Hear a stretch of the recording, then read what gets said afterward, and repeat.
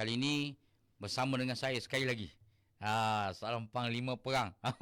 Boleh istilah panglima perang. Tan Sri Anwar Musa. Apa khabar Tan Sri?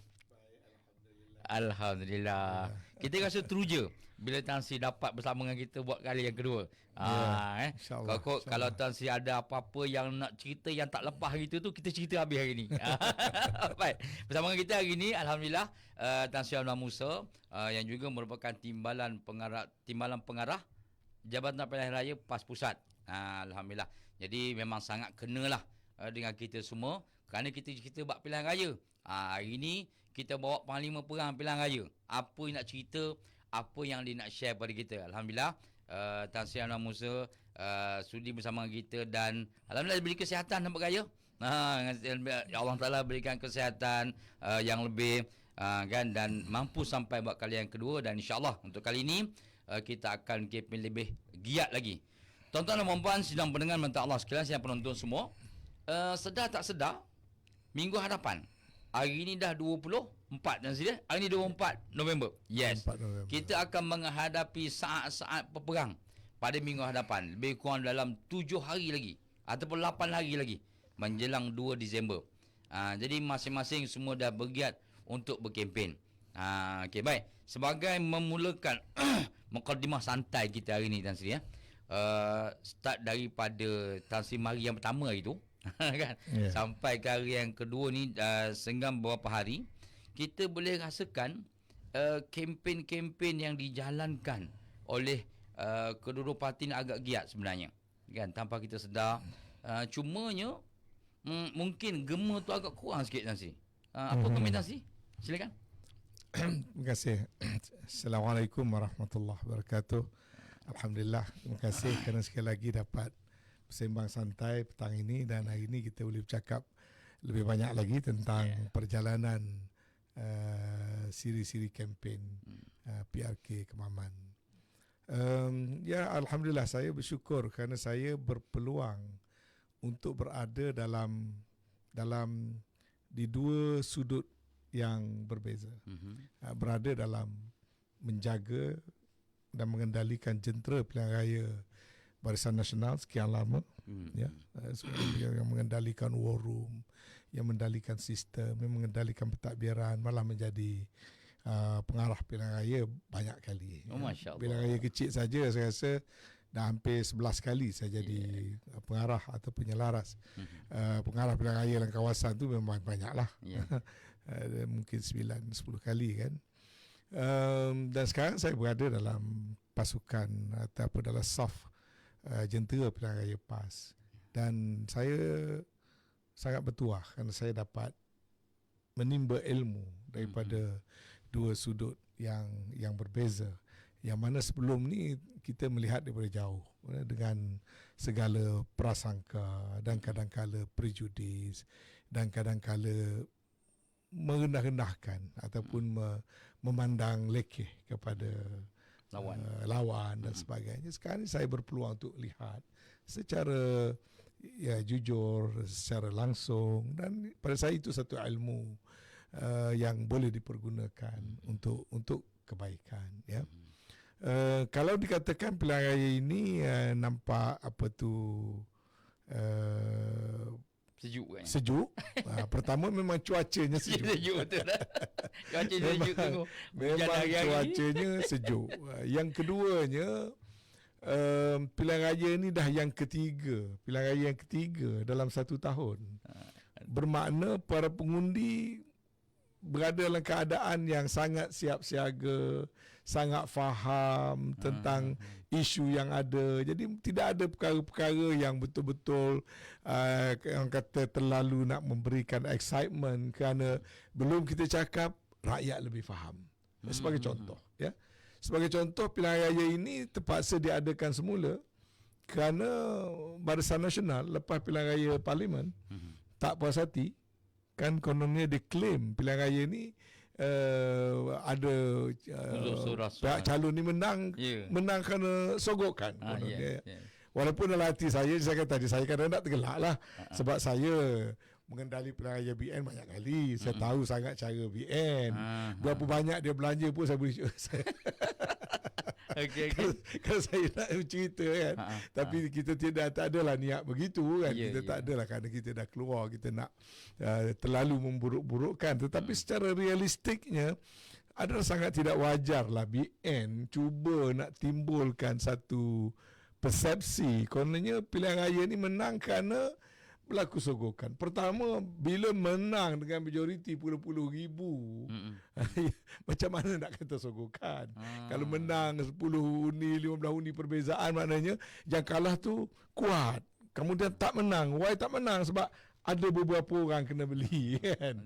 Ini bila pernah ada di Kelantan dulu 4 undi. ada 4 undi, 3 undi, 2 undi kan. Boleh lah nak bawa ke orang kata non petition.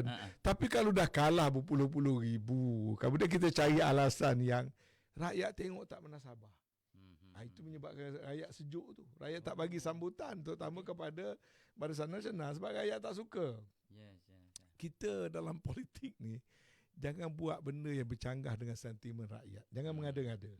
Kalau kita mengada-ngadakan sesuatu dan keadaan sekarang rakyat tu dia lebih bijak daripada setengah-setengah daripada kita yang berada dalam politik. Mereka lebih intelektual, mereka ada akses kepada maklumat dan sebagainya. Jadi jangan orang putih kata do not insult their intelligence. Jadi bila kita buat sesuatu yang orang ramai tak terima, kemudian bila kita tengok pula tiba-tiba Mahkamah Persekutuan buat rulings dalam kes di Marang dengan menyatakan pemberian di bawah program kerajaan itu bukan bukan satu rasuah. Ahli esko yang menghadiri dia bukan ejen kepada calon. Jadi ruling yang dibuat dalam kes Kemaman telah nullify segala fitnah dan dayah yang menyatakan program-program apa tu IC suara dan sebagainya itu tidak boleh dianggap rasuah. Lagipun kalau itu dianggap sebagai sogokan, berapa banyak program kerajaan persekutuan yang menggunakan jentera kerajaan dan sebagainya selama-lamanya sejak dulu lagi. Jadi itu maksud saya, rakyat jadi dingin tu, rakyat tak ada excitement dengan pilihan raya yang diadakan di luar daripada naluri mereka. Kalau mereka merasa ada rasuah, memang mereka teringin nak buat pilihan raya semula. Tapi bila mereka rasa ini tak pernah sabar, kemudian BN suruh buat pilihan raya semula, itu menyebabkan rakyat jadi dingin dan tidak gemar dengan apa yang Barisan Nasional buat. Dan ini termasuk fatigue pilihan raya ni bukan saja kepada rakyat, tapi pada jentera dan ahli-ahli UMNO. Sebab bila lepas kalah ni, orang kata lengoh lupuh. Letih lah Jadi dah kalah pula, kalah teruk. Jadi dah banyak yang demoralize, banyak yang dah tak nak aktif, banyak yang dah tak nak pegang jawatan, banyak yang tak nak tampil ke hadapan. Jadi menyebabkan lagi sejuk. Lagi sejuk. Kalau kita tengok jentera pun, Top Gun pun tak berapa nak turun sangat. Biar saja pada anak buah. Mungkin funding pun tidak berapa lancar. Jadi ini semua menyumbang, selain pada cuaca memang sejuk, suasana berlakunya pilihan raya ini menyejukkan lagi keadaan. Dan saya fikir kita akan sampai kepada saat hari mengundi, di mana sekali lagi rakyat akan membuat verdict bagi mereka-mereka yang bertindak di luar daripada naluri dan sentimen rakyat. Mereka akan terhukum sekali lagi. Tan Sri setuju tak kalau saya kata mungkin faktor calon itu sendiri menyebabkan kita jadi sejuk, ataupun sengah-sengah dekat luar tu dia orang nak kata ular sawa nak lawan dengan ular lidi. Boleh ke Tan Sri? Saya tak tahu siapa ular sawa, siapa ular lidi. Tapi macam saya katalah, bila biasanya macam juga katakanlah kalau dalam Muay Thai, orang Kelantan kata bila takut gu, bila pelekat gu, orang yang nak muay tu, anak muay tu, mestilah anak muay yang boleh berikan excitement. Nama-nama tu nama yang boleh beri excitement. Jadi penonton pun sanggup lah beli tiket dan sebagainya. Macam dulu lah kalau bunyi Red Warrior nak lawan JDT, penuh lah stadium. Sebab nama tu kan. Jadi yang kali ini, bila BN tidak berani nak menurunkan pemimpin kanan mereka, pemimpin tempatan dan pemimpin yang initiate untuk ada pilihan raya ni, yang buat petition tu kan Datuk Mat Said. Ya. Dia ketua parti Peringkat Negeri. Ha. Dia juga kebetulannya ketua bahagian di sini. Di sini ya. Jadi bila dia sendiri dia buat petition kan dia tak puas hati, patutnya okey dia kena masuk balik lah. Untuk mengesahkan okey kali ini dah tak ada sogokan kononnya, maka dia menang lah. Kalau itu mantiknya, tapi dia sendiri mungkin selepas datang pula pilihan raya negeri, bila kalah lagi sekali pilihan raya negeri, malah lebih teruk lagi, dia hilang confidence. Ya, dia hilang confidence, tak berani.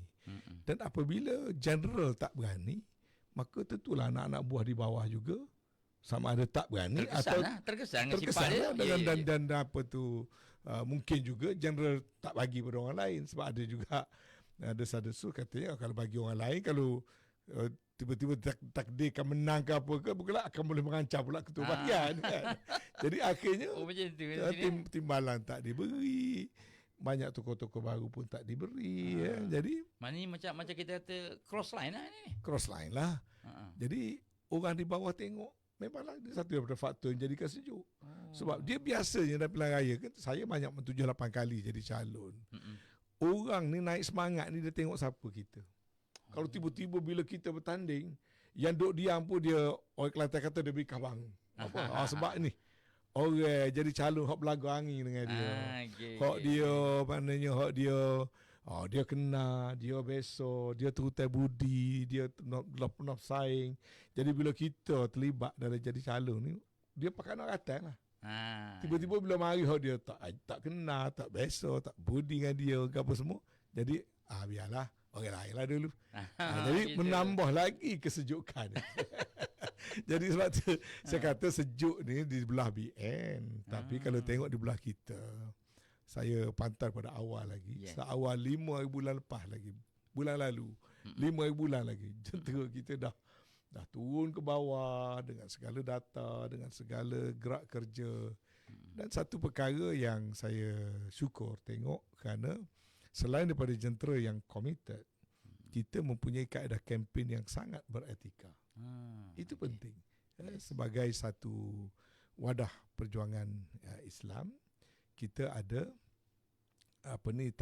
tata kerja kita yang sama sekali tidak, orang kata atau orang putih, the ends must not justify the means. Kalau kerana terlamat bagus tapi caranya tak kena, itu tidak Islamik, itu lebih Machiavelli sifatnya. Orang kata Machiavellian politics. Tapi dalam parti kita, dalam parti Islam, kita sangat menjaga kedua-duanya. Sementara matlamat baik, kita terus memperbaiki cara-cara. Yang paling penting sekali, kita tidak insult voters intelligence. Kita tidak melakukan sesuatu di luar daripada naluri dan hati nurani rakyat. Dan cara kempen yang sebegini insya-Allah akan lebih diterima, terutama sekali oleh generasi muda, golongan intelektual, yang mana sebahagian besar pengundi di Kemaman ni adalah golongan muda, dan Kemaman mempunyai jumlah pengundi yang mempunyai tahap latar belakang pendidikan, profesional dan sebagainya ramai. Jadi cara kempen yang lebih dihormati, yang lebih beretika, yang lebih bercakap berdasar pada fakta dan kebenaran, bukan emosi, bukan mengata. Dan ini saya rasa satu plus factor kepada gerak kerja jentera PAS. Dan saya bersyukur, alhamdulillah, saya walaupun saya dilihat sebagai timbalan ketua pengarah, sebenarnya jentera PAS di bawah telah pun bergerak. Saya cuma buat sikit sebanyak pemantauan dan orang kata taruh Ajinomoto je lah. Masakan tu dah baik, hidangan dah baik, chef menu tu dah baik, yang memang kemah dah. Tu cuma bubur nama, branding lah, sikit ada. Tapi alhamdulillah. Sejak Tan Sri pegang pengarah pilihan raya PAS Pusat ni, rasa ini PRK yang kedua kan? Untuk yang pertama lah. Kalau sebagai pengarah, timbalan pengarah, ini yang pertama. Pelanggan tu belum lagi Lepas pelanggan belum. Itu. Pelanggan saya lebih sebagai penceramah dan juga sebagai pengurusi mufakat nasional dijemput. Dan kebetulan pula di pelanggan cuma selepas 2 hari, 3 hari penamaan calon, saya berlepas ke luar negara. Dan saya hanya balik setelah selesai pilihan raya. Jadi peranan saya di pelanggan sikit sangat, walaupun terlibat dalam beberapa ceramah umum. Tapi di sini saya tiap-tiap minggu berada di Kemaman, dan saya juga mengikuti mendapatkan taklimat daripada operation room dan terlibat dalam perbincangan di Jawatankuasa Pusat minggu yang lalu, perincian strategi kita, dan di situlah kita boleh tokok tambah. Kita ada masa 7-8 hari lagi, insyaAllah kita akan jadikan ini satu pilihan raya yang terbaik. Apalagi calon kita adalah Yang Amat Berhormat Menteri Besar, dan yang penting bukan Menteri Besar tu, dia adalah Naib Presiden parti kita. Betul. Maknanya setidak-tidaknya kita menghantar signal yang baik ke Parlimen. Ini Yang mana kita serius. Yang mana kita serius bila ada peluang untuk terpaksa diadakan semula pilihan raya, kita tidak cincai. Kita tak ambil orang pencen. Kita tak ambil orang yang takut-takut kalah. Kita tak ambil orang yang tak ada sentuhan dengan grassroots. Sebaliknya kita ambil yang terbaik di kalangan kita. Maknanya kita menghormati pengundi-pengundi Kemaman. Mana pengundi Kemaman deserve to get the best. Bukan kerana pilihan raya dah selesai, semua dah jadi kerajaan, tak ada nampak pula tempat ni pun mudah menang. Kita pun taruh je lah siapa-siapa begitu. Ibaratnya letak batang kayu pun boleh. Mana letak gitu saja. Tidak. Yes. Maknanya Parti PAS dan Perikatan Nasional sangat menghargai dokongan yang diberikan oleh pengundi-pengundi di Kemaman. Maka kita mau letak yang terbaik untuk Kemaman. Jadi apa lagi yang terbaik? Yang paling kanan dalam parti, seorang naib presiden. Yang paling kanan dalam kerajaan, seorang menteri besar. Kemudian dengan latar belakang yang jauh lebih baik daripada parti-parti yang lain. Itu maknanya PAS menghargai, menghormati pengundi-pengundi di Kemaman. Baik. Dalam tempoh kempen ni, Dan Sri, mungkinlah dengan pengalaman Tan Sri sebagai ahli parlimen sebelum ni, memang kita nampak antara kempen yang sangat berbeza. Bagi Gen Y ni yang more pada media sosial. Apa komentar Tan Sri pasal isu ni? Ya, sebenarnya tak banyak beza dengan pilihan-pilihan yang lain. Peranan media sosial ni sudah beberapa PRU. Dan memang sangat penting dan terus bertambah penting. Cuma soalnya siapa menguasai dan bagaimana menguasainya. Dan Alhamdulillah Perikatan Nasional dan PAS sangat savvy, sangat mempergunakan sepenuhnya ruang media sosial, dan yang pentingnya mendapat tarikan kerana pendekatan kita di sosial media itu lebih berkualiti sifatnya. Dalam Barisan Nasional juga ada, tapi kalau kita tengok dalam Barisan Nasional, social media player dia tu banyakkannya yang kanan-kanan, yang tinggi-tinggi pangkat tak begitu tak appear. Jadi yang appear ni yang bawah-bawah. Dan kadang-kadang timbul misalnya daya intelek dalam mengupas satu-satu perkara itu tidak datang daripada top brains, yang tidak datang daripada top guns. Jadi yang dilambung dalam social media itu social media player yang tidak berada pada posisi untuk memberikan sesuatu berdasarkan kepada wibawanya.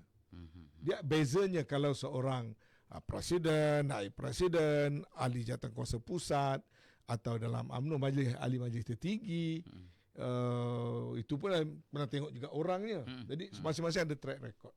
Jadi kalau orang yang tinggi wibawa dan punya track record, kemudian dia mengupas sesuatu dalam social media, maka pengikut social media akan lebih respect kerana personality. Bukan soal apa yang dikata, dia tengok siapa yang menyatakan perkara itu. Tapi dalam BN ni dia being overwhelmed dengan beberapa personality yang wibawanya, saya tidak nak menghina atau mengenal sesiapa ya. Saya sebut ni soal wibawa politiknya. Kalau seorang tu bercakap, dia ketua bahagian pun tidak, wakil rakyat pun dia tak pernah jadi, ahli parlimen dia tak pernah jadi, tapi dia mengupas benda yang level Perdana Menteri pegang misalnya.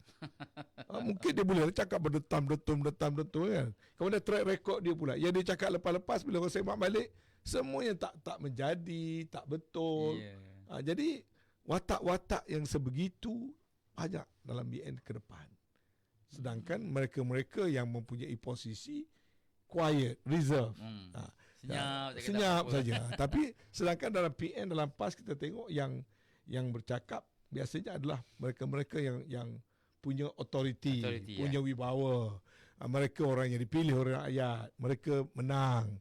dan sebagainya. Mereka pernah pegang jawatan, mereka aktivis politik, mereka berpidato di mana-mana. Ya. Jadi orang yang sebegitu, walaupun mungkin dipandang lekeh oleh BN, sebenarnya dari segi rakyat mereka lebih mudah, lebih yakin kerana wibawa aja. Yes. Jadi orang yang tak ada wibawa, walaupun rajin, walaupun berani, walaupun lantang, tapi apa yang diucapkan itu banyak tak begitu bernilai. Jadi walaupun dia banyaklah menggunakan sosial media, setiap hari pun mungkin buat live. Orang yang mengikut tu sama saja, tapi dia tak dapat convince public. So bila datang pilihan raya, tak ada political dividend. Kalau dengar pada cakap macam dapat undi yang besar lah. Tapi bila pergi kepada reality, the real apa ni test, tak dapat siapa. Tak dapat siapa. Dia akhirnya short sendiri. Yes. Short sendiri je lah. Jadi itu kadang-kadang yang duduk lambung-lambung tu hanya orang sekelompok di keliling kita yang kita pasang. Sedangkan dalam politik yang pentingnya the middle ground. Yang hardcore ahli kita memang akan follow kita. Ya. Kemudian yang opposition mungkin tak suka kita. Tapi yang middle ground ni. Yang middle ground ni boleh dia tilt the balance. Jadi orang yang middle ground dia tak ada kepentingan. Dia nak tengok argument yang ada substance. Orang yang bercakap yang ada wibawa, ada authority. Dan dia nak tengok seseorang itu tidak emosi.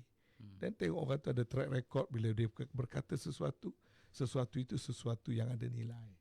Jadi ini perbezaan yang besar yang saya nampak di antara PAS Perikatan Nasional berbanding dengan Barisan Nasional. Sebab itu saya merasakan Barisan Nasional akan terus mengalami kesukaran walaupun sama-sama menggunakan social media.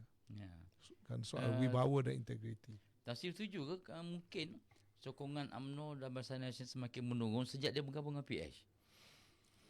Dia mungkin satu ada faktor. Kalau kita tengok di Kemaman lah sebagai contoh. Yes. Kemaman dulu calon parlimen BN dapat 38,000.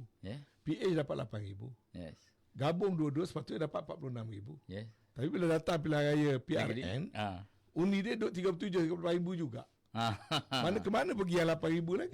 Artinya kalau yang itu masuk ada yang lain lagi keluar. Di Pelangai pun macam itu. Jumlah undi duduk banyak tu juga. Walaupun sepatutnya 1+1 dah jadi 2 atau 5+1 dah jadi 6. Tapi kali ini 5+1 jawabnya masih tinggal 5 ataupun 4. Jadi ini boleh dilihat daripada semua angka-angka statistik yang ada. Statistik dalam pilihan raya. Di luar sana tadi balik sama adakah itu kerana dia bergabung dengan PH itu untuk masing-masing buat penilaian lah. Dan situ pun konflik saya dengan pucuk pimpinan. Saya menentang UMNO daripada untuk nak pertama saya percaya UMNO sepatutnya play the leading role. Tiba-tiba pimpinan kan bagi orang lain lead, parti lain lead, dia nak ambil number 2 position.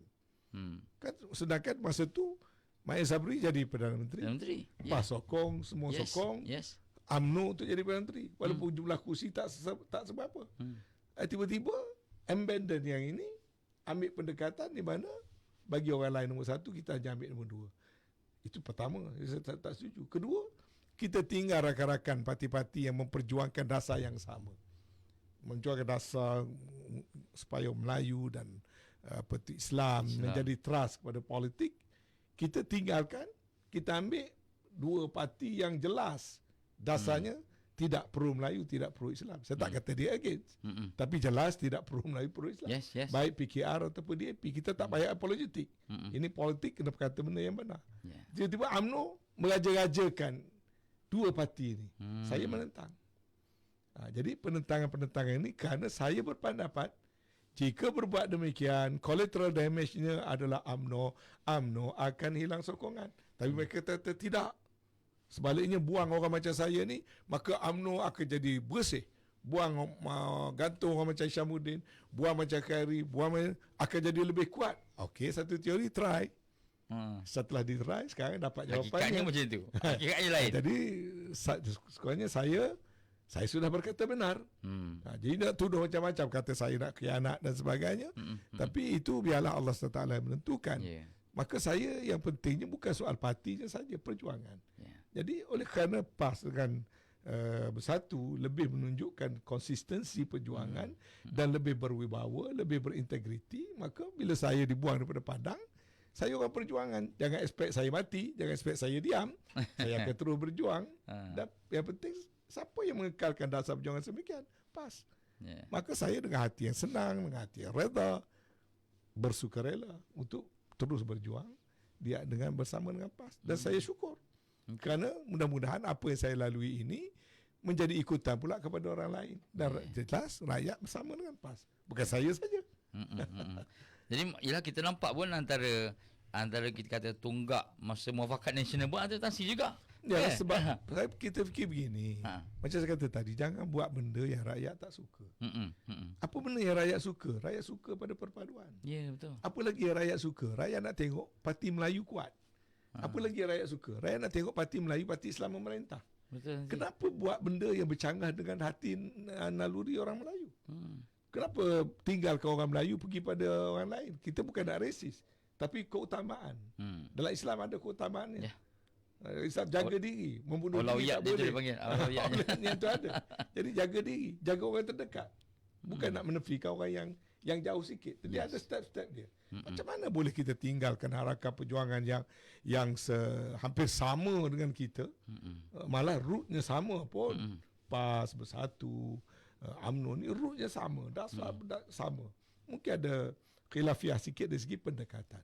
Tapi kita mengambil parti yang jelas dasarnya sama sekali alien kepada kita. Jadi pada saya itu berbuat sesuatu yang tidak selari dengan naluri rakyat, akan ditinggalkan oleh rakyat. Jadi buatlah macam mana tukar, buat pilihan raya ulang balik, buat by election, buatlah apa saja. Pada saya UMNO tidak akan boleh. Saya ingat dulu Tan Sri, masa bila ditubuhkan Muafakat Nasional, saya kira antara pilihan raya yang pertama selepas Muafakat Nasional tu Kamera Highland. Kamera Highland. Kan? Kamera Highland. Masing-masing kita. Ya, waktu itu kita masih janggal lagi. Ya. Kita waktu itu muafakat kita adalah di kalangan ahli-ahli parlimen.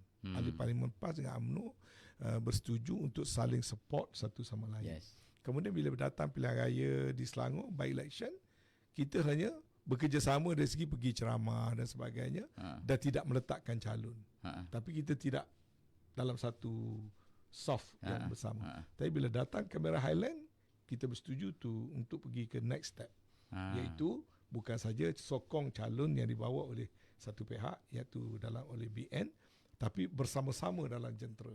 Dan itulah kali pertama jentera bekerja duduk bersama-sama dan kita tengok macam mana peti-peti undi yang dulu kalah je kita menang. Kemudian kita bergerak ke pilihan raya Semenyih, bergerak ke pilihan raya Rantau, bergerak ke pilihan raya Tanjung Piai, sampailah ke Kimanis di Sabah. Jadi kita nampak rakyat beri signal, walaupun kita tidak kerajaan, kita menang lawan dengan parti kerajaan waktu itu. Itu maknanya sentimen rakyat bersama dengan kita. Tapi kita abaikan sentimen rakyat. Kita kecewakan harapan rakyat. Jadi rakyat nak tengok kita bersatu, rakyat nak tengok kita baik. Macam pilihan raya yang lepas, pilihan raya umum jelas, majoriti pengundi Melayu dan Islam telah pun memberi undi pada parti-parti yang menolak PKR dan PH. Betul. PKR PH mana dapat 84 kursi. The rest tu semua dapat pada parti-parti yang mendukung semangat perjuangan yang sealiran, baik di Sarawak PBB, baik Hatta UMNO, PAS, Bersatu. Dan rakyat tidak salah, sebab kalau campur semua ni dah boleh buat kerajaan. Tapi sekali lagi kita tidak pedulikan sentimen rakyat. Kita bawa kursi yang sikit, kita pergi tokok pada PH dengan ini, mereka memang mereka buat kerajaan. Kita guna alasan kononnya ini perintah agung dan sebagainya. Agung perintah setelah kita gagal cari sepakat sama-sama kita. Bukan agung awal-awal lagi terus campur tangan. Tuanku tahu dalam sistem perlembagaan macam mana. Di mana dalam perlembagaan menyatakan tuanku akan melantik seorang yang pada hemat pada anggapan dia mendapat sokongan majoriti. Jadi kalau kita yang angka-angka tadi gabung cukup majoriti, tentulah tuanku akan endorse kita. Yang menyebabkan tuanku terpaksa cari jalan sebab kita menggagalkan diri kita. Bila kita menggagalkan, UMNO tarik tak nak pada gabungan yang dapat majoriti itu, maka memang dah tak cukup. Jadi sampai bila tak cukup, itulah tuanku kemungkinan ada mengesyorkan. Tapi bukan arahan tuanku, bukan salah tuanku. Itu jalan keluar setelah kamu tak boleh selesaikan sesama kamu. Tengok kalut ni, itu pendekatan Itu tuanku. sebab saya tuanku nak kerajaan mesti terbentuk. Tapi mana gagal tu bukan kerana benda tu gagal. Gagal tu kerana kita menggagalkan diri kita sendiri. Malah bukan parti pun. BN jelas buat keputusan supaya kekalkan gabungan. Malah beberapa orang wakil rakyat BN telah pun menandatangani untuk buat kerajaan, tapi individu tertentu tarik juga keluar secara songsang. Jadi akhirnya kita buat benda yang rakyat marah. Jadi bila datang pilihan raya negeri, BN dihukum. Dan dia duduk lagi kat situ, datang pilihan raya kena hukum lagi. Dan lama kelamaan orang hilang kepercayaan. Dalam pilihan raya di Kemaman ini, rakyat akan menghukum UMNO mungkin dengan lebih berat. Mungkin dengan lebih berat. Dengan sejarah yang berlaku start daripada PRU. Sebab nampak kedegilan. Yes. Rakyat bagi isyarat, tak peduli. Rakyat bagi isyarat dalam pilihan raya parlimen, kita tak peduli pada rakyat. Buat pilihan raya negeri, rakyat tunjuk lagi sekali isyarat. Kita buat tak peduli. Datanglah pula pilihan raya PRK di Kuala Terengganu sebagainya. Kita masih buat tak peduli. Siapa besar ni? Yalah. Kita pemimpin parti ke rakyat yang besar? Jadi bila kita tunjuk kita besar, kita sombong, kita angkuh, maka rakyat tidak akan teragak-agak masuk ke peti undi akan menghukum. Sebab itu UMNO akan dihukum berterusan oleh rakyat. Okey, kalau kita tengok Tan Sri ni di hujung-hujung kita ni. Sedar tak sedar kita santai buat dah kat pukul 4 dah nanti dia. Baik. Di luar ni Tan Sri, ada setengah-setengah kita kata penyokong UMNO lah secara khususnya. Dia kata, mengundi ni aku dah tak sokong UMNO. Kan? Aku nak ambil pendekatan aku tak nak keluar. Apa senang Tan Sri? Pada penyokong UMNO tak yang boleh salahkan mereka. Saya alami benda ni sebab saya 30 lebih tahun ketua bahagian. Dan dalam pilihan raya yang lepas, saya masih kerja untuk UMNO walaupun saya tak dicalonkan. Bukan saja bekerja, saya keluarkan wang, saya bantu calon dan sebagainya. Bukan cuma sekat calon keterer je saya bantu. Tanya ni calon-calon termasuk yang daripada calon-calon UMNO di Terengganu masa general election. Saya datang, saya bantu, mereka tahu. Mereka jadi saksi. Calon-calon UMNO di Perak masa pilihan raya, saya membantu, ya.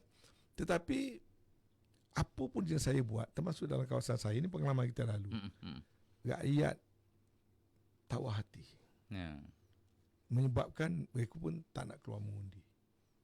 Dan sekarang ini orang UMNO pula tawar hati. Itu rakyat. Orang UMNO tawar hati. Jadi bila orang UMNO tawar hati, tak salah untuk kalau mereka tak keluar mengundi. Dan di Kemaman ni pun saya percaya ramai di kalangan orang UMNO yang bila saya duduk di sini, kawan-kawan UMNO datang. Saya duduk di homestay di Kampung Geliga. Ada yang datang jumpa saya dan saya berjalan Kampung Geliga, jalan ke pantai. Saya jumpa dengan orang cawangan UMNO dan sebagainya. Saya berjalan-jalan, saya merayau sana, merayau sini, pergi ke restoran. Dia bisikkan benda yang sama. Saya ingat saya sebut pada pegawai yang mengiringi saya. Saya kata, pagi ni saya dah berjalan 4 jam. Daripada 4 jam saya tak jumpa satu pun lagi orang UMNO yang tunjukkan semangat UMNO. Saya jumpa je orang UMNO kata kita super dengan Tan Sri lah. Kata super macam mana? Saya pas. Kalau kita pas ada. Jadi macam mana kalau dah begitu? Okey nanti. Kalau macam tu, kalau Tan Sri berjalan, itulah pandangan dia orang. Apa kata Tan Sri memang ajak dia orang semua undi PAS tu? Memang pun. Oh gitu. Memang pun saya ajak undi PAS. Sebab pada saya mudah.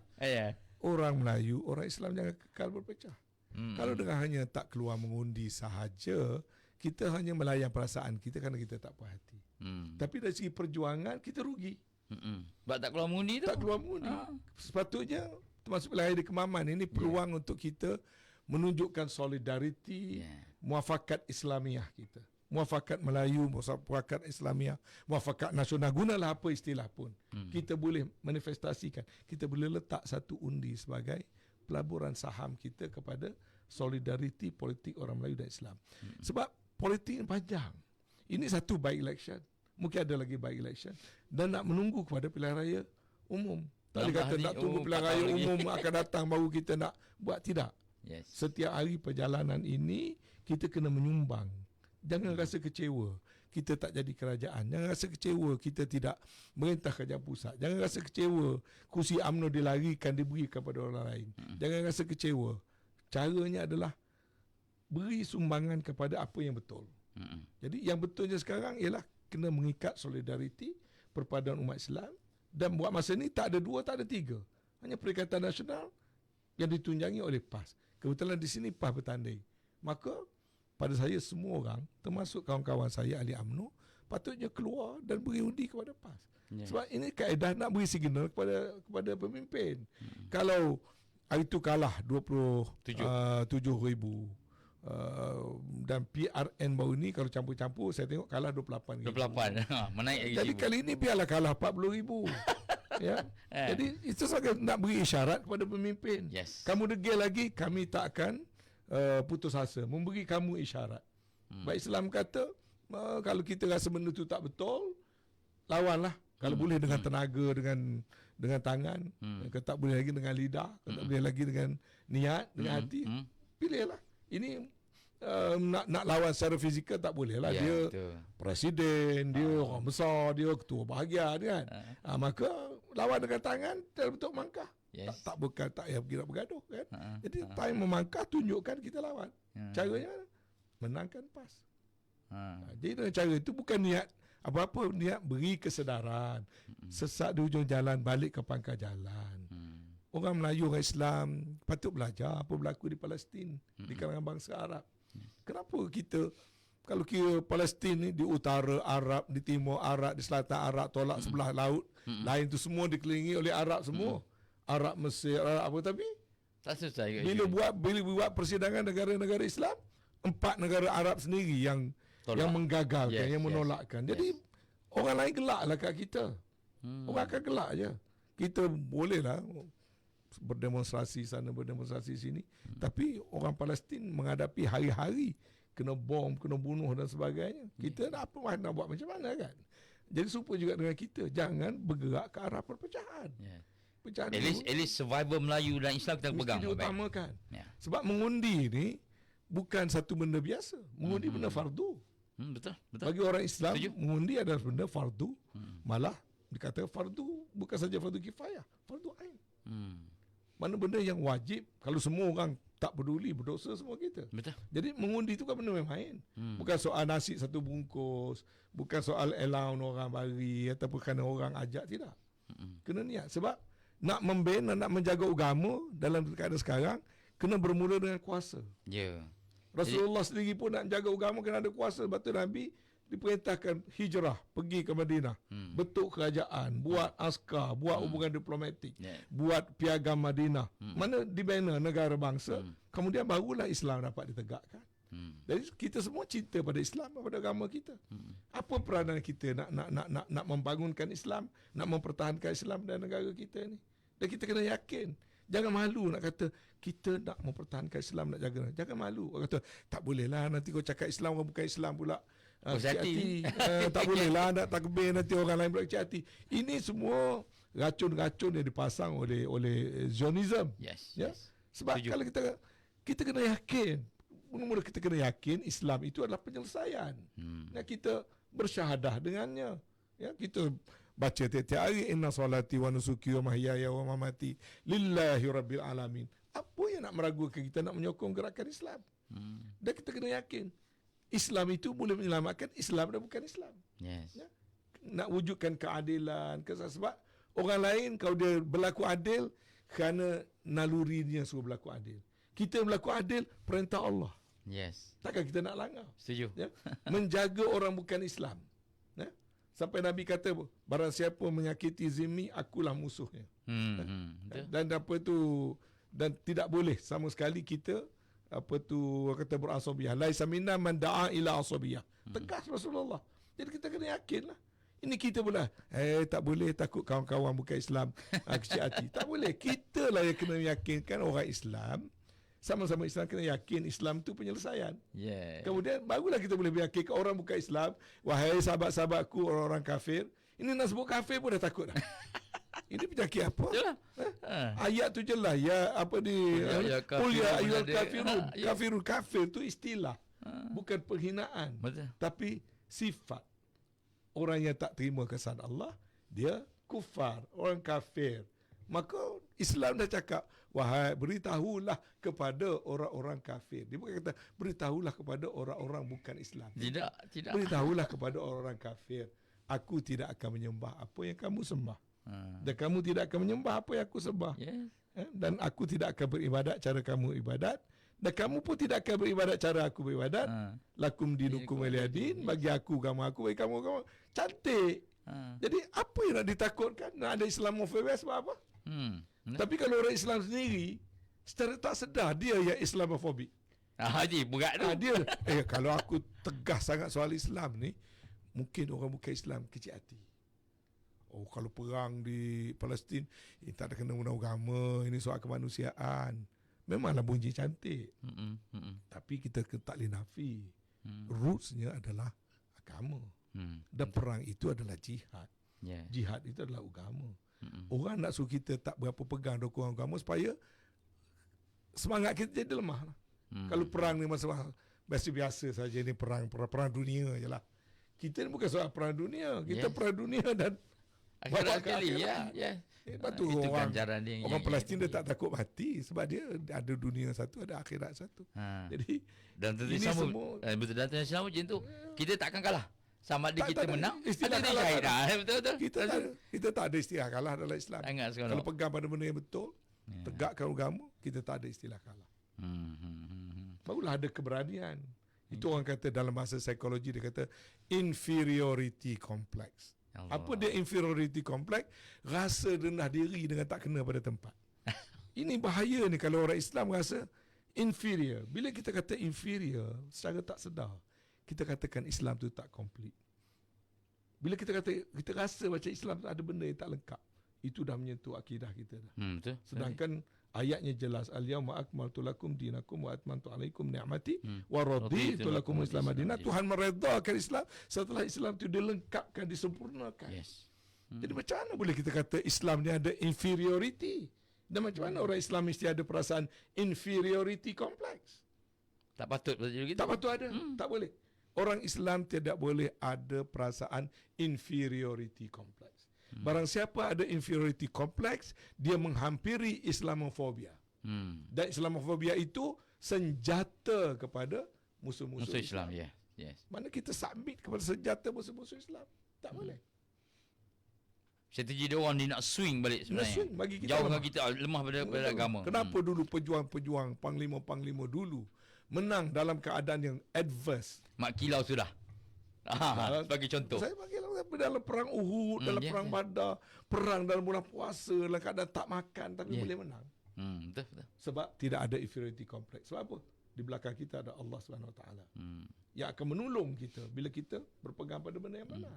Tapi sebaliknya, perang tidak pun dalam bulan puasa, makan kenyang dan sebagainya, di perang Uhud tiba-tiba dikalahkan. Kenapa? Sebab kita ada inferiority complex, kita langgar peraturan-peraturan.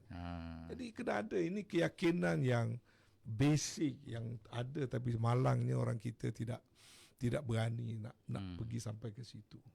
Saya rasa Tan Sri perasaan datang seperti itu mungkin ni antara strategi musuh Islam sendiri. Sebab kalau kita tengok contoh macam kejatuhan kota Constantinople. Nabi dah sebut dalam hadis kan. Panglima tentera yang mampu buka ni sebaik-baik tentera dan paling sebaik panglima. Jadi bila Yahudi duduk kaji bagaimana Constantinople ni boleh jatuh, sebenarnya kekuatan tentera Islam sendiri pada agama. Itu menyebabkan dia orang ni akan cari satu point, satu strategi supaya jauhkan umat Islam itu sendiri pada agama. Itu timbul Islamofobia pada orang Islam sendiri. Allah amin. Tu Constantinople tu jauh.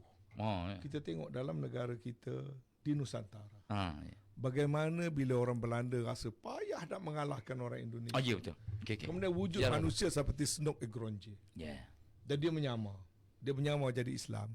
Pakai cara Islam. Sampai pergi buat haji. Betul. Dan balik apa yang Snoke Egronje kata.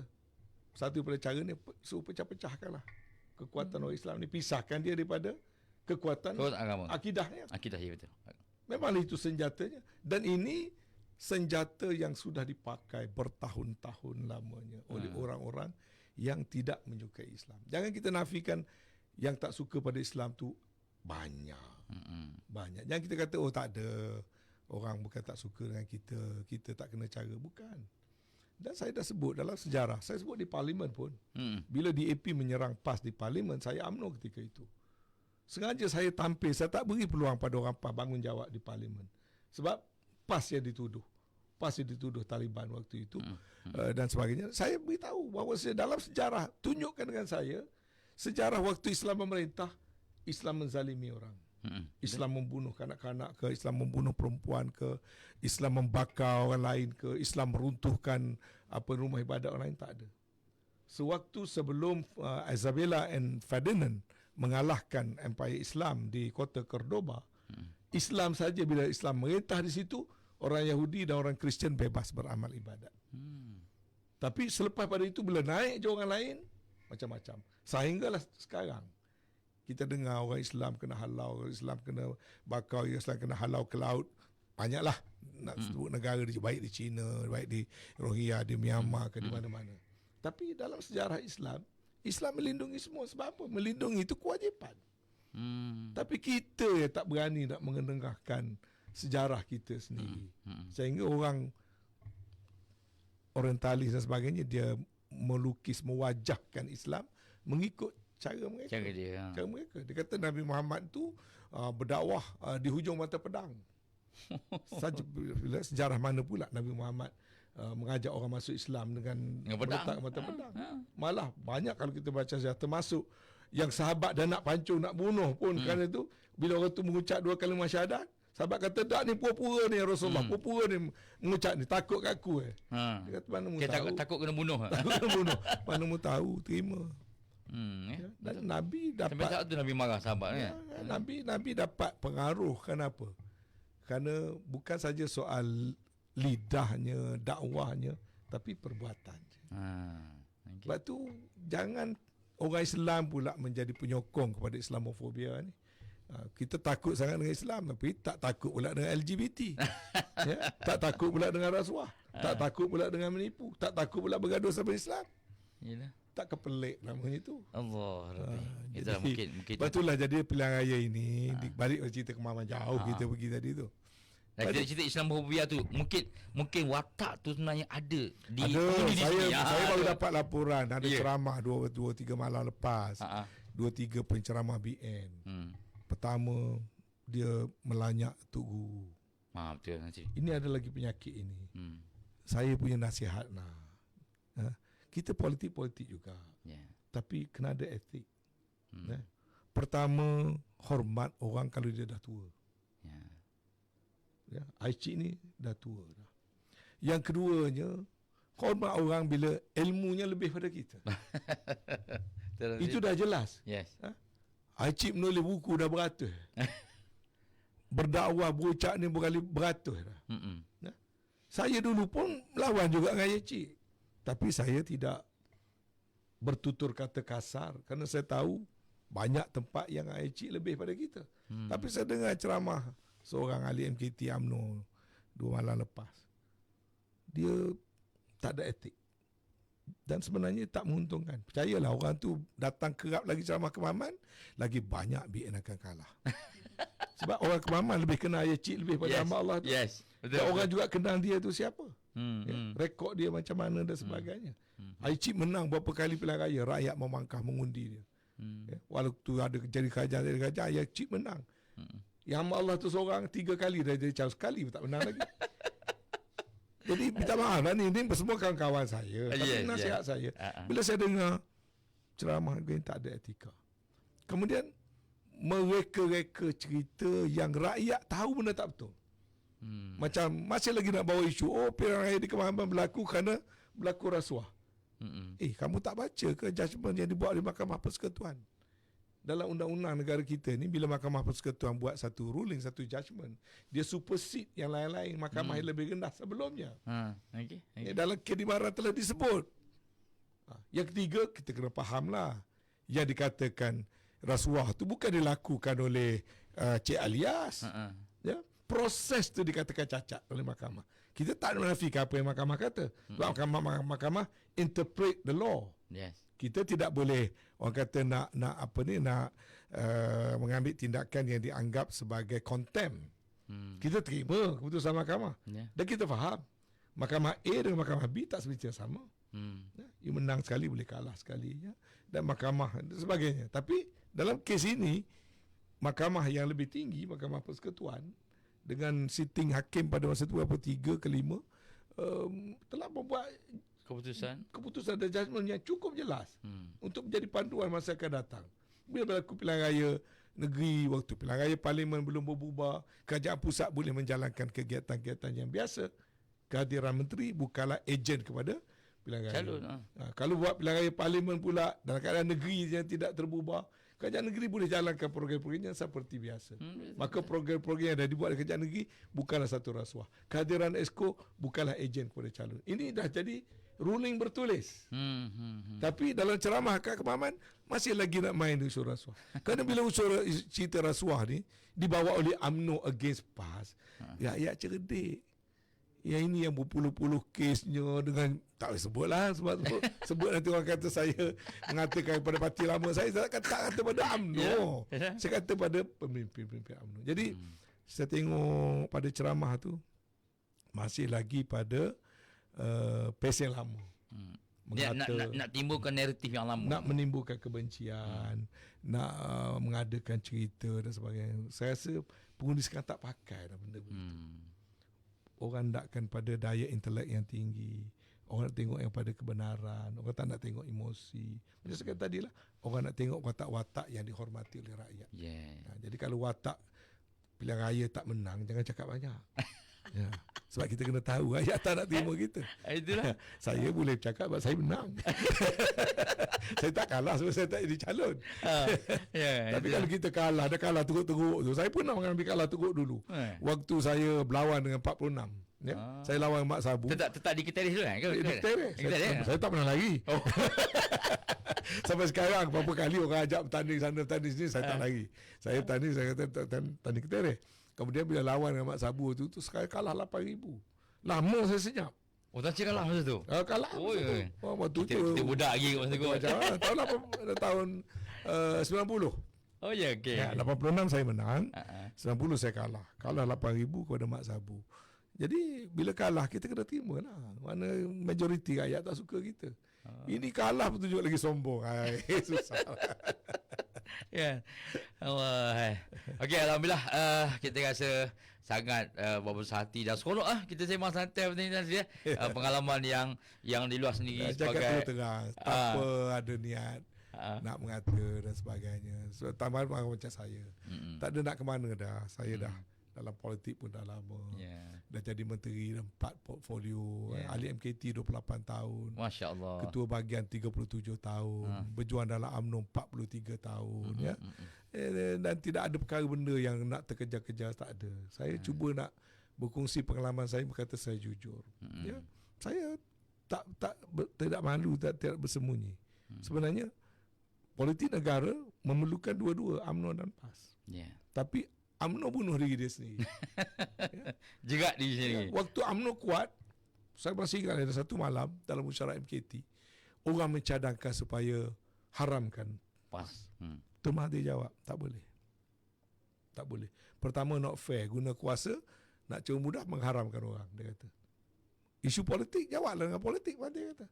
Yang keduanya, ke mana-mana pun, negara kita ni, kita masih memerlukan PAS. Itu waktu UMNO paling kuat dulu tu. Itu Mahathir sendiri berpegangan begitu. Masa DPM lagi lah? Masa DPM, dia presiden. Saya ahli MKT waktu itu.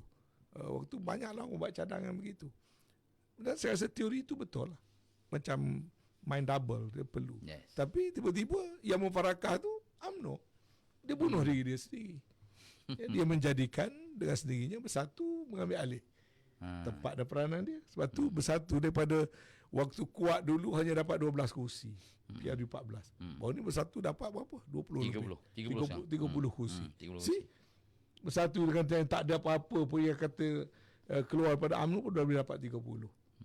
Dah pass of course lah sampai 40 lebih kursi. Jadi belajarlah. Signal yang rakyat beri ni, jangan orang kata bodoh sombong. Jadi itulah yang paling suka dari segi UMNO sekarang. Pertama, dia pilih jalan yang salah. Kedua, mengambil dasar-dasar yang salah. Kerana pendekatan pula salah. Jadi salah. You cannot get the result. Jadi yang salah, jangan takut dengan aku salah, betul kan? Kalau orang tolak kerana kita ada pemimpin yang rakyat tak ada keyakinan, tukarlah pemimpin. Ya. Kemudian kalau rakyat kata salah ni pergi pikul DAP ni, adalah kekuatan. Tak boleh buat semua. Ahli-ahli parlimen UMNO fikir betul-betul. Kalau bertahan sebagai ahli parlimen pun tak cari jalan tukar kerajaan. Pada saya lah, saya akan tukar kerajaan. Tetapi pilihan raya esok kalah juga. Akan kalah lagi. Tempat yang tak sangka kalah kan dah kalah. Jadi adalah tinggal 20 lebih. Next election tempat yang menang tu akan kalah. Tempat kalah dah tak menang lah. Kan? Lagi teruk lah. Sebelum sampai ke situ, betul kan? Gabung semula dengan Perikatan Nasional, tukar, buat kerajaan baru, lantik Perdana Menteri baru. Ya. Tapi Dalam politik kita berani, jangan penakut. Tapi takut dia orang terikat dengan akta lompat parti ni tadi. Alah, akta ni semua manusia buat lah. You tukar ke kerajaan, akta tu pun kita boleh baiki lagi. Sebab akta tu terbukti nak tak kemas. Ada akta lompat parti, ada juga 3-4 orang istihar. Sokong pihak yang lain. Itu bermakna akta itu sudah boleh challenge. Jadi itu baru 4 orang test pada satu sudut. Apa kata 15 lagi pada UMNO test pula. Dari sana ke sini balik. Test cross tengok, okey tengok macam mana. Dari kerajaan dah bertukar, kenapa yang tak betul longgar tu kita baiki perlembagaan. Okay. Tapi yang dahulukan yang penting. Sekarang ni menyelamatkan negara tu lebih penting. Sekarang kita tahu, kita tunggu result tak ada. Kita bukan benci pada siapa. Kita tunggu 100 hari tak ada. Tunggu 3 bulan, tunggu 6 bulan. Setahun dah ni. Setahun dah. Bila setahun kos sara hidup tak terbaiki, ekonomi tak terbaiki, apa ni, Islam tak terbela nampak. Islam tu jauh sama sekali lah. Nampak dengan kelirunya orang menentang dasar dua negara, kita pergi iktiraf dasar dua negara. Jadi orang kata jangan jangan benarkan budaya-budaya hedonisme masuk dalam negara, kita benarkan. Kenapa atas dasar kita berbagai kaum? Ialah berbagai kaum, tapi kita bukan nak jaga orang Islam saja. Kalau benda yang rosak, Allah SWT kata rosak, dia akan rosak semua. Kalau semua kat Malaysia ni biar je mabuk bersepah mata-kata, bukan orang Islam saja terancam. Kalau kata judi boleh memperkedanakan orang, bukan orang Islam saja yang kena. Bukan Islam sama juga. Kalau bila masyarakat tu rosak, dia punya vicious circle of social kata ni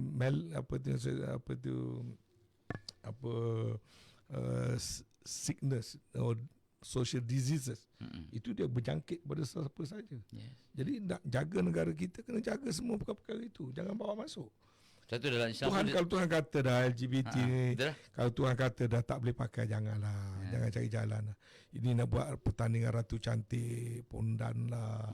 Nak buat konsert yang mempromosikan pelangi lah. Kalau kita ada kuasa, gunalah kuasa kita. Bukanlah kita nak menganya siapa-siapa pun, tapi tanggungjawab kita nak jawab depan Allah SWT.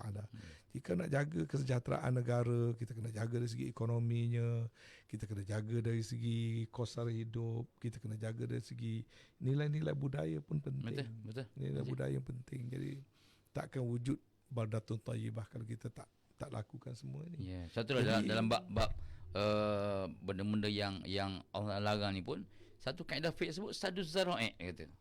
Itu yang satu guideline untuk kita. Itu guideline yang pertama, dia adalah satu, jadi is a divine rule. Mana benda yang datang di luar kotak manusia yang biasa.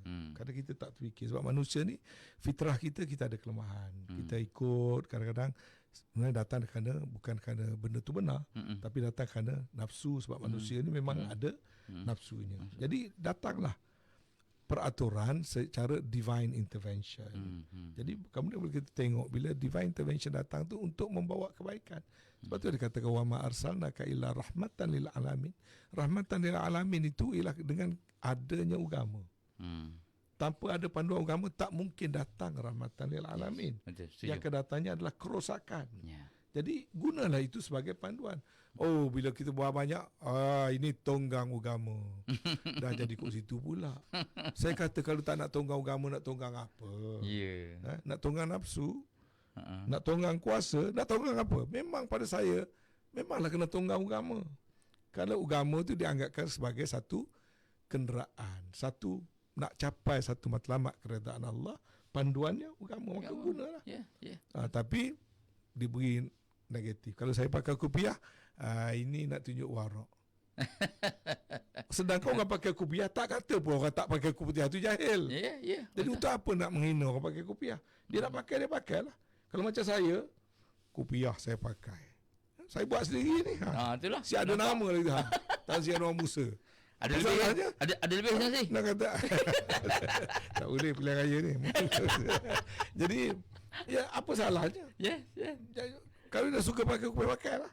Saya tidak menafikan pula orang tak pakai kopiah tu tidak baik. Tidak. Masuk kawasan Aceh, pakai safety. Saya dalam kereta saya topi sudu ada. Tadi ada seorang kawan, topi sudu dia tu lepas. Saya kata ni jarang lepas ada topi sudu, lepas ada piah. Tapi tak apalah, nak pakai topi sudu, pakailah. Nak pakai topi Afghanistan, pakailah. Nak pakai topi cowboy, pakailah. Tapi biar kena pada tempat. Jangan naik masjid pakai topi cowboy. Sebab itu budaya. Tapi yang agama, jadi sekarang jangan tahu janganlah menghina orang lain. Pakai jubah je, banyak yang menyindir saya. Kalau saya masuk PAS, panggil saya, Tok Guru Anwar Haji Musa. Buat apa nak menghina? Kan? Buat apa nak menghina? Banyak dia tak tahu sebab dia tahu dalam PAS penuh dengan intelektual, pemikir. Profesional ni. Saya kena akui ni, bila saya duduk jawatan kuasa tinggi PAS, saya duduk 28 tahun MKT UMNO, saya boleh bandingkan. Sebenarnya Alhamdulillah, PAS sudah bergerak ke arah dan dalam rasa betul dengan cara yang betul. Dan UMNO sudah jauh ditinggalkan. Saya ikuti cara perbincangan dalam jawatan kuasa pusat PAS, cara kita melihat pada satu isu. PAS mempunyai satu jentera yang sangat proaktif. Lujunah-lujunahnya semuanya aktif. Dan perbicaraan-perbicaraan semua berasaskan pada daya intelektual yang tinggi. Tak ada dah nak main sentimen, emosi, mengata. Alhamdulillah, saya syukur saya berada dalam jemaah yang sebegini. Kadang-kadang saya rasa simpati lah dengan parti lama saya yang dia tak boleh keluar dari kepompong itu. Masih lagi suka mengata, tak bercakap, tak berdasar pada ilmu. Kemudian fakta pun ke laut juga. Dan fakta-fakta yang ke laut. Dia seronok dengan begitu. Suka menanam kebencian pada orang, mengata orang. Akhirnya sama sendiri makan. Sama sendiri pun benci, sama sendiri. Jadi mula-mula buat untuk musuh. Tapi akhirnya bila jadi penyakit, ya dimakan sama sendiri. Jadi tak sampai ke mana-mana. Sebab itu pada saya pegang pada kebenaran. InsyaAllah. Alhamdulillah. Tuan-tuan sidang pendengar sekalian, kita sedar tak sedar dah sejam lah kita bersiaran. Alhamdulillah, banyak input-input yang baik yang dilontarkan oleh ayahanda kita ni, orang Thai. Orang Thai dalam politik. Boleh nak pesan sikit pada pengundi lah. Untuk yang terakhir. Silakan. Pasal pilihan raya ni. Pertama, mengikut ramalan kaji cuaca jelas. Minggu ini adalah minggu yang dijangka hujan turun dengan agak lebat di kebanyakan kawasan di pantai timur. Jadi pertama saya harap jentera pilihan raya kita, jentera pilihan raya PAS, sambil berkempen dan sebagainya, hendaklah bersiap siaga. Sekiranya berlaku banjir, hendaklah diutamakan untuk membantu rakyat dan masyarakat setempat, bukan kerana pilihan raya, tapi itu kerana tanggungjawab kita. Jadi jangan tunggu banjir barulah nak tercari-cari. Jadi buat persiapan dari segi keperluan logistik, kenderaan dan sebagainya. Dan juga jentera-jentera kita yang bantu daripada dun-dun lain, dan juga daripada negeri lain di mana boleh untuk membantu persiapan. Kalau kata sediakan payung sebelum hujan. Jangan ada hujan baru terkial-kial. Hendaklah bantu untuk mengadakan. Kita pun di peringkat pusat, jawatan kuasa kita telah melancarkan musaadah banjir dan sebagainya. Jadi itu satu, saya minta kesiapsiagaan kita sambil-sambil pilihan raya. Kedua, walaupun kalau berlaku banjir ataupun hujan lebat, saya harap itu tidak pula bermakna pengundi-pengundi tak keluar. Jadi saya harap walaupun dalam keadaan payah bagaimana sekalipun, kita tengok orang di Palestin masih menunaikan tanggungjawab dia walaupun sedang dibom dan sebagainya. Mereka masih menunaikan kewajipan-kewajipan mereka. Jadi anggapkan pilihan raya ini satu kewajipan. Jadi walaupun ada sedikit ujian kiranya berlaku banjir atau hujan lebat, saya harap semua pengundi-pengundi tetap juga keluar. Yang ketiga, keluarlah beramai-ramai, tak sekira orang parti apa. Mari kita bantu PAS supaya PAS menjadi satu manifestasi rakyat bersatu padu di bawah naungan PAS. Kalau kita tarik undi sana sikit, tarik undi sikit, ataupun tarik undi tak keluar, kita tak dapat apa-apa. Sekurang-kurangnya kita mesti tunjukkan kepada dunia, umat Islam Malaysia, khususnya umat Islam, orang Melayu dan juga yang bukan Melayu, di Kemaman adalah umat yang bersatu padu. Jadi keluar beramai-ramai, pilih satu lambang saja, pilih bulan saja. Ya. Begitu juga yang perantau, baliklah. Kemudian yang tidak berada dalam kawasan mungkin tak banjir kerana berada di negeri-negeri yang tidak banjir, tapi dengar-dengar nak banjir dah tak balik. Jadi kita harap, sedangkan kita yang kita kenal, yang kita tahu selama ni bersama dengan kita pun dah 7,000 lebih. Ya.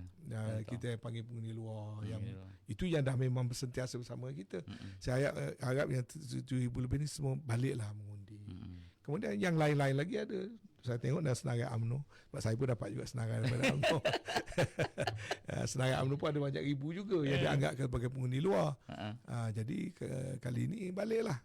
Yang senarai pengundi luar UMNO pun balik, tapi mengundi PAS, bantu PAS. Ya, jadi kalau semua ada tekad keazaman rakyat Kemaman, tak mengira parti apa, beri dukungan pada Yang Amat Berhormat Menteri Besar kita, supaya Menteri Besar kita mempunyai semangat untuk terus menjaga negeri.